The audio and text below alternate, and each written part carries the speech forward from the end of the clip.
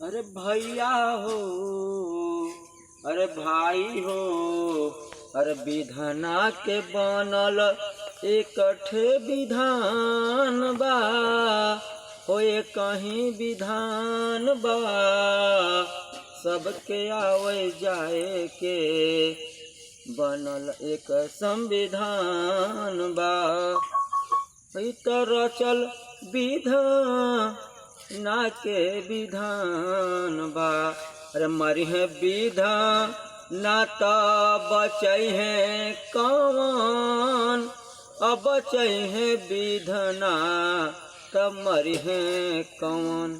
ई तो नहीं के रचल रचावल बिया होई तो रचना नहीं के रचल रचावल बिया सबके आवय जाए के एक रास्ता।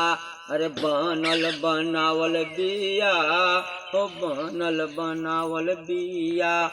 ई जाल दुनिया में बिछल बिछावल बिया हो, बिछल बिछावल बिया।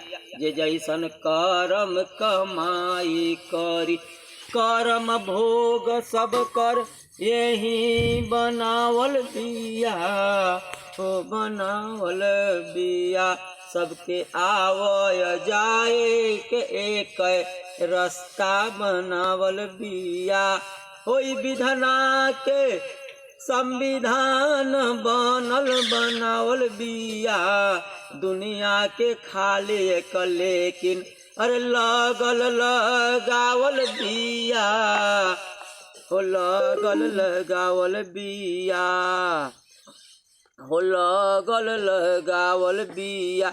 जे जैसन करी करम कमाई यही भोग बनल बनावल बिया हो, करम भोगवा बनल बनावल बिया। अरे संगवा में कुछु नहीं जाई, अरे केतनो करब तू कमाई ए भाई हो, केतनो करब तू कमाई। अरे केतनो जोड़ब धन दौलत बंगला महल अटारी सोना के महलिया सब यही रही जाई जीवन भर के कमाई। ई विधना के विधान बनल बनावल बिया हो, बनल बनावल बिया। अरे माटी के दहिया, अरे माटी के दहिया लेके अइला दुनिया में। अरे केतनो एक पलला तेल साबुन लगाई के यहीं रही जाइए भैया, जाए के परी एहू के गंवाई के, एहू के गंवाई के। एको काम न दी है अरे मेहर लइका, जाए के परी सब यही गंवाई के। विधना के विधान अरे बनल बनावल बिया हो, आवय जाए के एक रचना रचल रचावल बिया। एक दिन सबके अरे जाए के पड़ी हो, जाए के पड़ी जीवन भर के कमाई यही गंवावे के परी हो, गंवावे के परी।